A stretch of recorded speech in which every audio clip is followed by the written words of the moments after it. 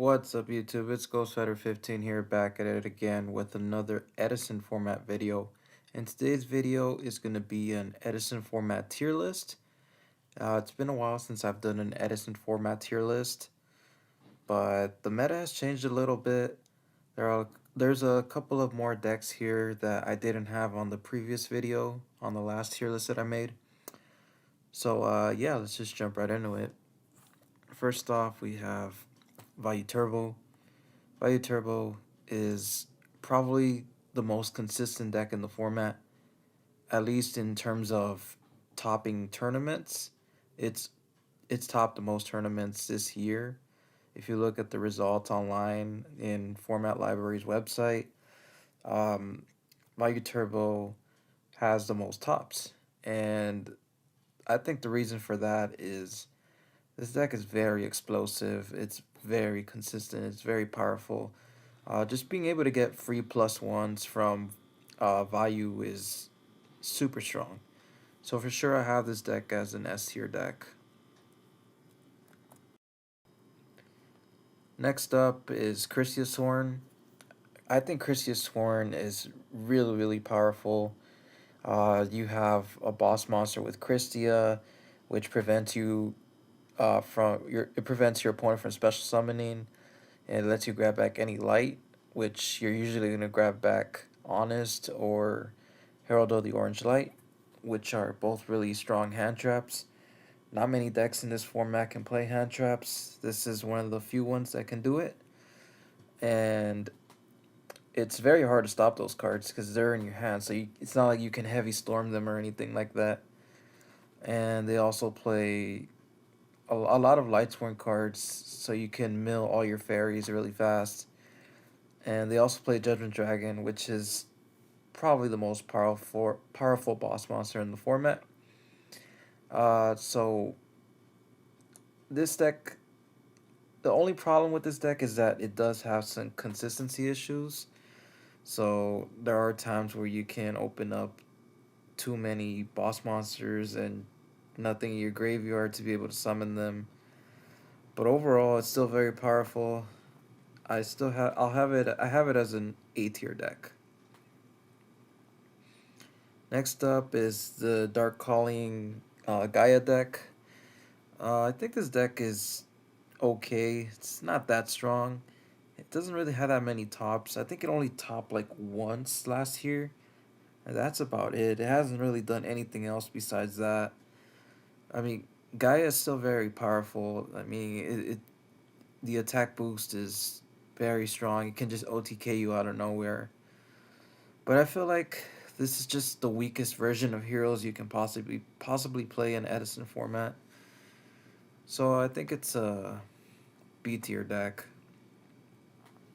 Next up, we have Diva Hero, another hero deck that you can play in this format.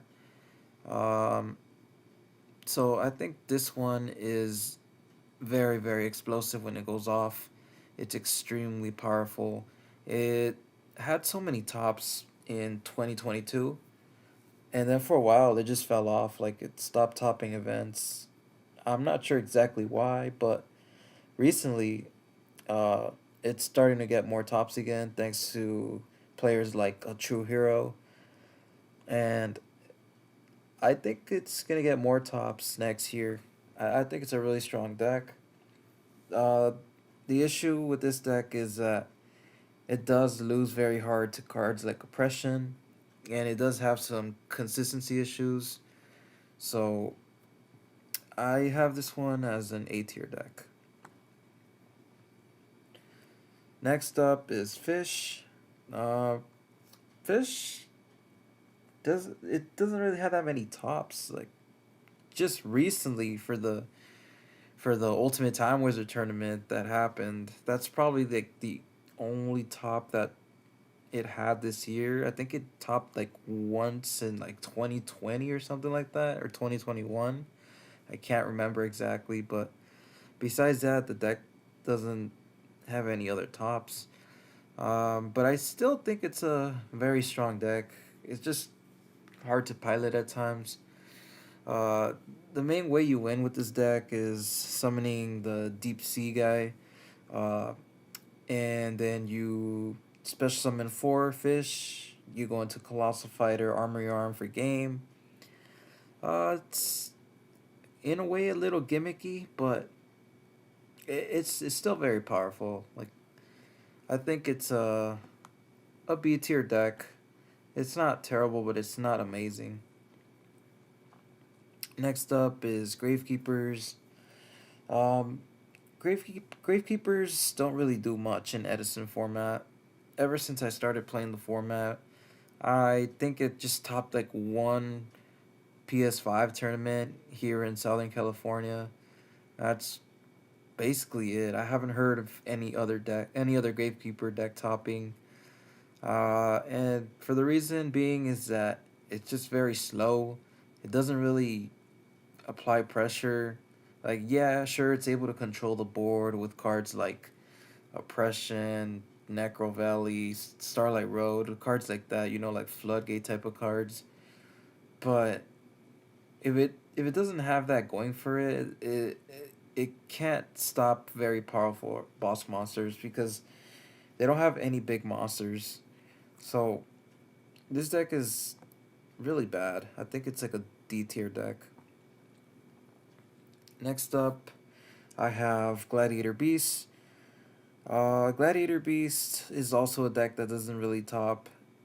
Originally, when Edison format started to become more of a popular format in like 2021, uh, Gladiator Beasts had some tops because I guess it's like the format was still like new to a lot of players, and many players that just started playing again wanted to try out their old Gladiator Beast from back in 2010. So I think that's the reason Gladiator Beast had a good amount of tops back in 2021. But now that Edison format is more refined, I think that Gladiator Beast is not a deck that can consistently top. Like, sure, you might have a couple of tops here and there at like a very small local or something like that, but I don't think this can win a major tournament.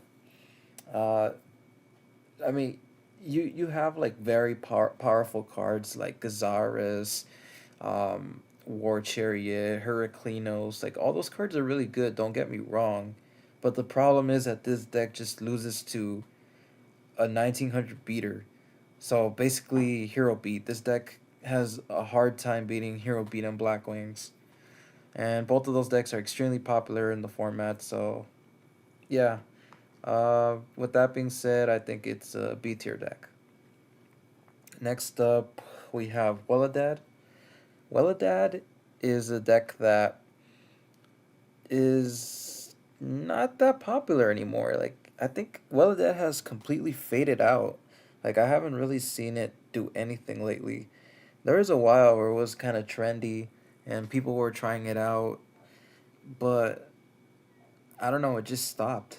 Like, I guess people figured out that the deck isn't that good. It's a weaker version of zombies, in my opinion, like pure zombie.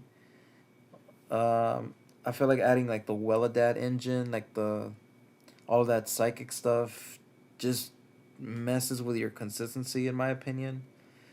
So I think this deck is like a C tier deck. Next up, we have the Amaryllis deck. Basically, the deck that runs plants and burns you. This deck's pretty good. Um, it did top the Ultimate Time Wizard tournament, the first one ever, and um, the deck can do a lot of stuff. Like it can actually put a bunch of burn damage, and you have cards like Trade In to be able to send your Amaryllis to the graveyard, and Titanium's still gonna be a very strong card. The only issue is that it is not it's not super consistent because you are playing a lot of big boss monsters, and sometimes they're stuck in your hand doing nothing. So yeah, I think this deck is like a B tier deck. Next up, we have Quick Draw.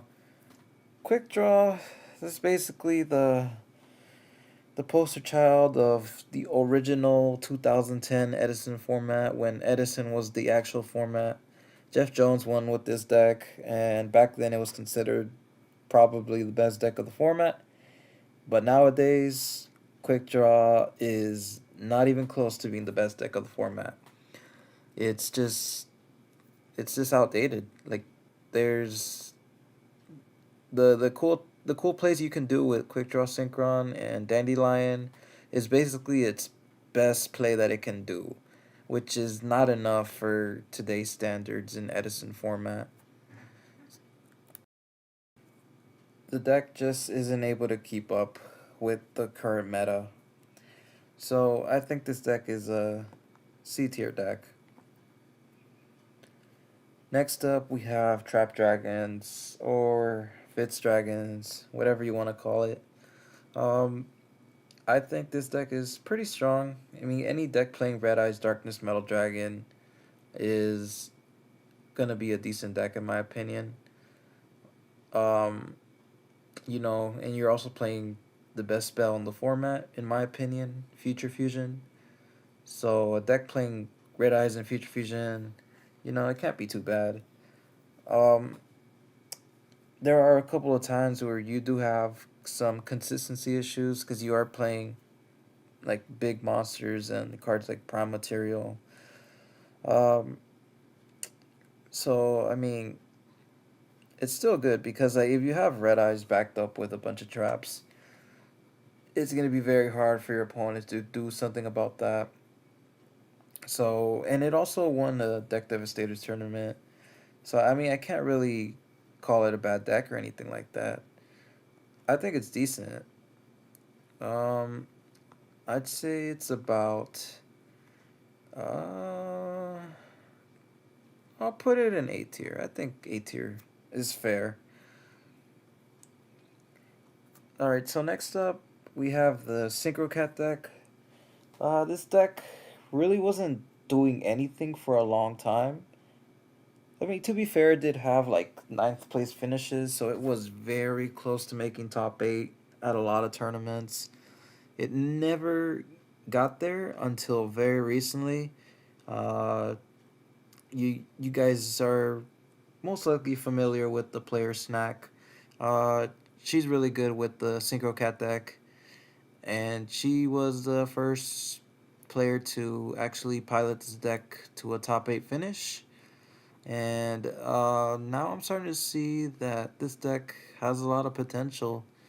There's some really cool plays you can do with it, and being able to go into Arcanite Magician and also rip a card from your opponent's hand with Airbellum is very strong.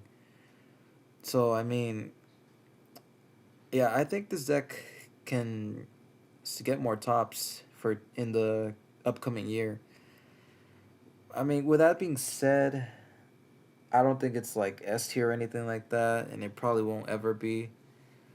But I mean, it's like a high B tier deck, low A tier deck. So I'll put it in B tier, like top of B tier. Next up, we have Dragon Turbo, my favorite deck. Um, so what can I say about Dragon Turbo? I personally think this deck is very, very powerful. I've been playing it for a very long time, and I know what it can do. I know the power of it, and at the same time, I do know its weaknesses. It does have consistency issues, but not as bad as everyone says. Like it's not this like really bad low tier deck that people think it is. Most of the time when I see players using this deck, uh, they usually end up misplaying. And with this deck, for it to be a high tier deck, you have to play it like nearly perfect, or else then it does become a low tier deck. But if you pilot this deck uh, really well, it's actually a very, very, very strong deck. I'd say like at the bottom of S tier or at the top of A tier, I wouldn't I wouldn't blame you either way. I think whatever you put it in is fine, A tier or S tier. I might be a little biased. I'm gonna put it in S tier, but if you put it in A tier, I wouldn't hate you for it. Next up we have is gadgets. Gadgets is very consistent. Consistency is not the issue for gadgets. The issue for gadgets is their ceiling is extremely low, and just summoning 1300 beaters is not going to be enough. It's just not going to get it done. Sure, you can plus one every turn, but there's going to be times where your opponent just has something like a Stardust Dragon, and now those plus ones you're getting is not going to mean anything. So, and it also this deck hasn't topped at all. I think it topped like one RBT IRL event, and that's about it. So I mean, I think this deck is like C tier. Next up, we have Frogs. Um, so Hero Frogs is a very very powerful deck. We seeing players like Fraser Smith. Uh, we we've seen how strong this deck can be, and now he added Future Fusion to the deck, so you can send Dandelion to be able to summon eHero Gaia. I think that pushes the deck to an even higher ceiling. So yeah, this deck is very scary. It doesn't have many weaknesses. Game one, um, you can't really do much to a Caius. What are you gonna do? You can bottomless, sure, but they still get to banish your monster, so you're still going -1 there. Um, the only one for one really is like Solemn, but you have to pay half your life. So I mean, game one, I think Hero Frogs is the best deck of the format. But this game is uh not it's not just a best of one, it's a best of three.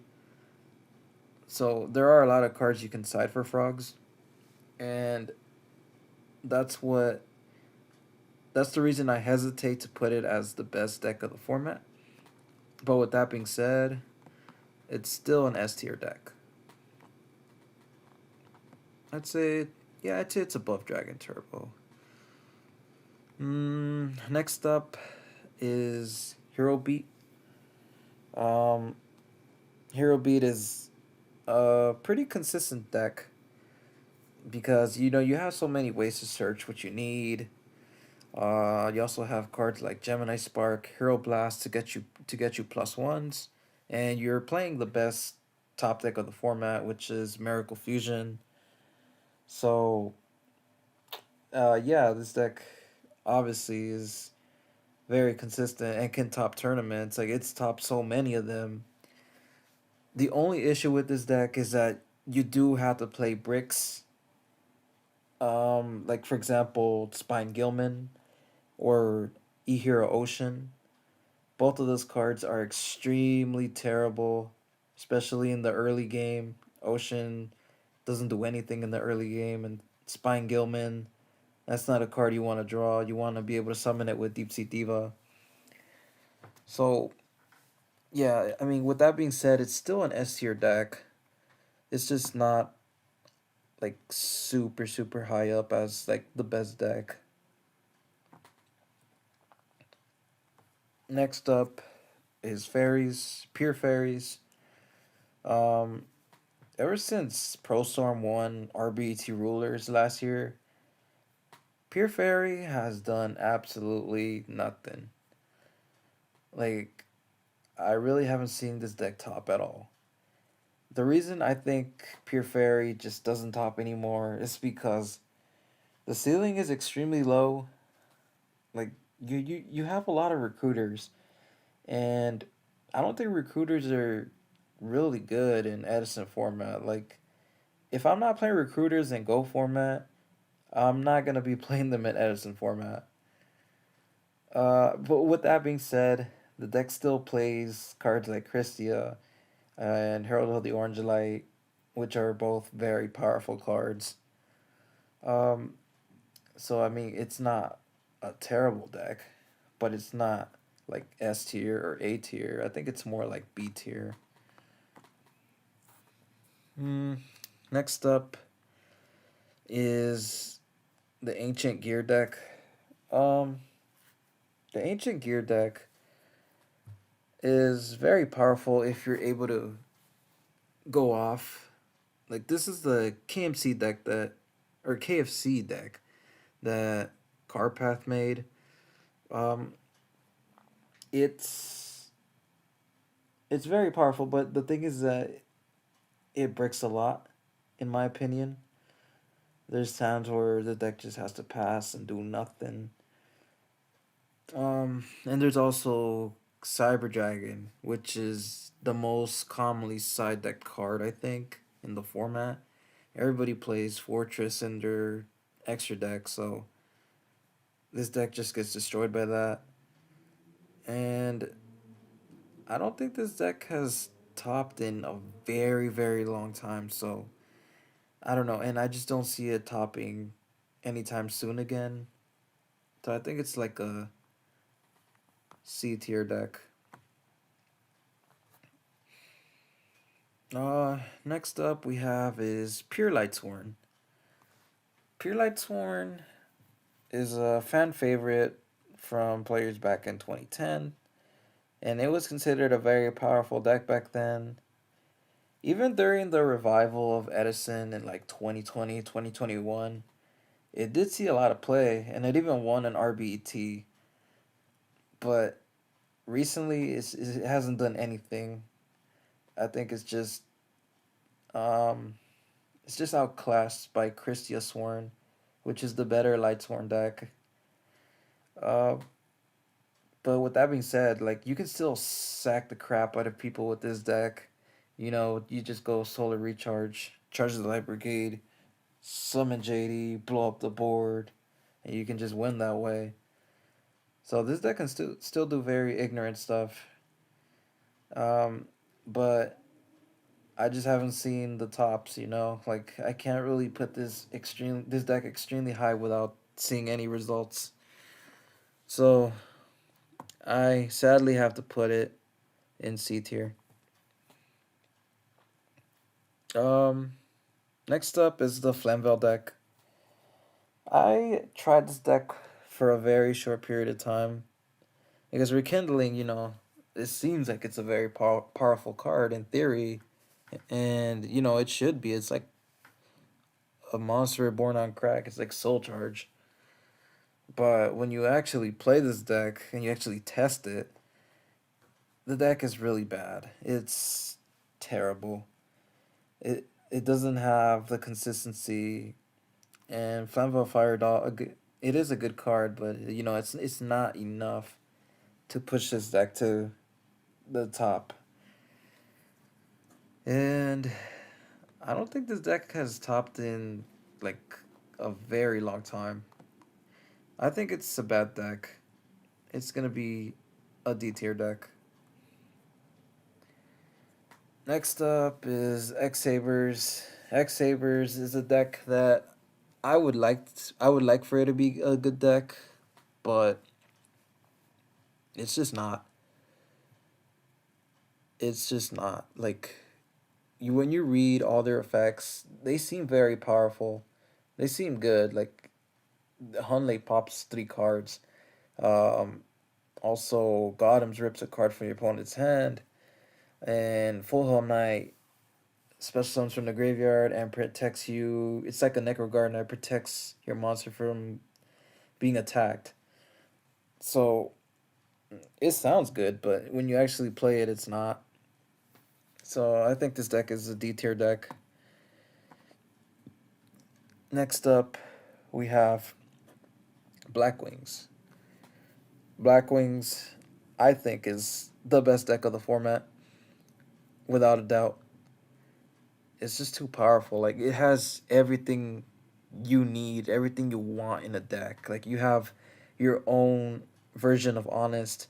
You have Pop 2 with Icarus. You have a monster that specials from the deck. You have a monster that cuts your opponent's monsters in half. You have a one card synchro for Goyo or Brio. And then you have a monster that special summons a Blackwing and it banishes itself and specials a Blackwing from your extra deck. So this deck has almost everything you can ask for. And I haven't even mentioned Black Whirlwind yet, which is probably the second best spell in the format behind Future Fusion. So yeah, this deck for sure is the best deck of the format, without a doubt.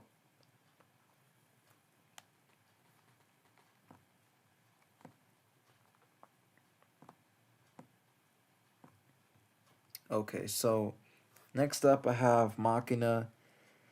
Machina is a deck that was topping for a while last year. You know, it has cards like Machina Fortress, Machina Gear Frame. Uh, it has the Hamster Raiko engine, and it also plays, I believe, DD Warrior Lady. So the consistency is there. You know, Machina Gear Frame is Stratos, so that's pretty consistent. And your boss monster is very powerful. But I think the issue with this deck is that it just gets destroyed by Cyber Dragon, like I mentioned earlier with gadgets and with ancient gears. Um, Machine decks just get destroyed in this format by Cyber Dragon, which everyone is playing. So there's really not many ways around that. So yeah, but with that being said, I mean it's still a deck that I think can carry you like at a local or something. I don't think it'll win a major tournament anytime soon. So I think it's a B tier deck. Next up, we have Zombies. Um, Zombies is a deck that was doing a lot last year, thanks to players like Beast Mode, and a deck that can special summon like crazy is bound to be a good deck.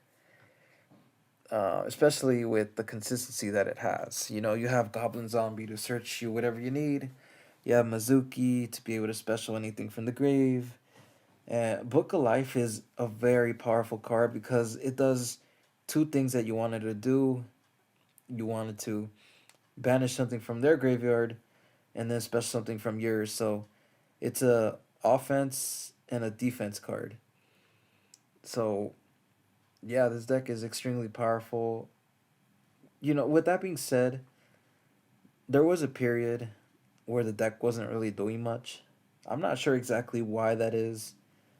Um, Maybe just lack of player representation. I'm not sure, but I do think the deck is gonna see a resurgence for 2024 because a deck that's this strong, I don't think will remain like will remain without tops. So I do think this deck is the highest of the A tier. But I wouldn't hate you if you put it all the way up here in S tier. Because it's either here or here. You can't go wrong with either one.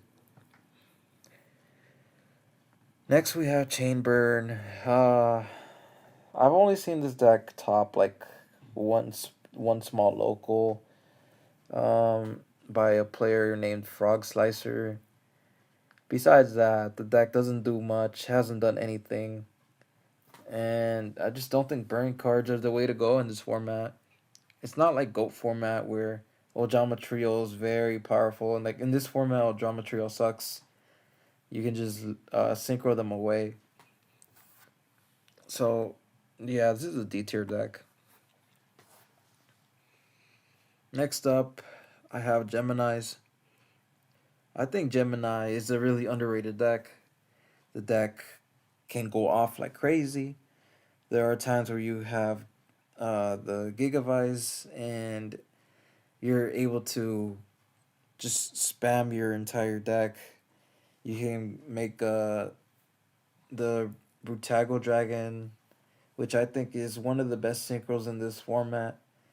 Like for Edison standards, it has a really strong effect. And yeah, I it has topped the I think it was the Ultimate Time Wizard event. But with that being said, the deck hasn't done much else.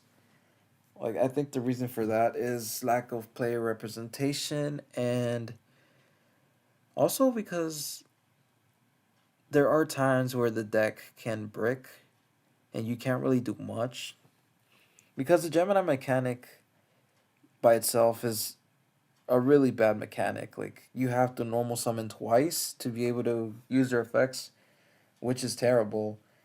Like the only reason the deck is good because you're able to bypass that with certain cards.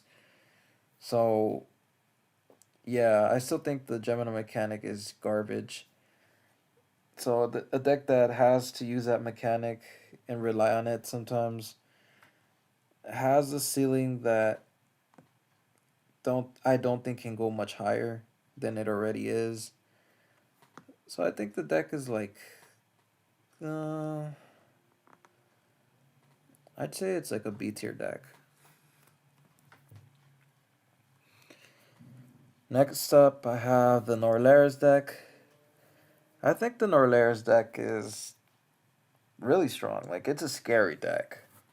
Like yeah, it can brick sometimes, but if you're playing a deck that can basically discard your opponent's entire hand or send their entire hand to the graveyard and you draw one card, you can just absolutely destroy your opponent that way. Like this deck has better top decks than most other decks in the format. So if you're able to put yourself and your opponent in a top decking position, this deck will usually win the top decking game. Like you have cards like the Dark Creator, Dark Arm Dragon, Red Eyes, Future Fusion. So if you want to play the top decking game with this deck against your opponent, you're usually gonna win that. So I think this deck is an A tier deck. And last but not least, I have the Neospatian deck. Uh, I believe this deck topped for the first time in the RBT event that I won. I played against this deck in the Swiss rounds, and it's a scary deck. Like I almost lost that one. The deck is very powerful with the converter spell card that lets you draw two. So they have their own version of Allure. Um, Also, Cross Porter is very powerful. You can just search out cards like Grand Mole, which is a very, very annoying card to deal with for most decks. I think this deck has a lot of potential. Like I know it doesn't have that many tops, but it did top two RBTs, I believe. I could be wrong, but I know it topped two events. One was an RBT, and the second one I'm not sure. So yeah, I would have to put this deck around around A tier. I think like it has a lot of potential. I see it topping more in 2024. So yeah, that's pretty much my Edison tier list for the end of 2023. I did change a bit from the beginning of 2023.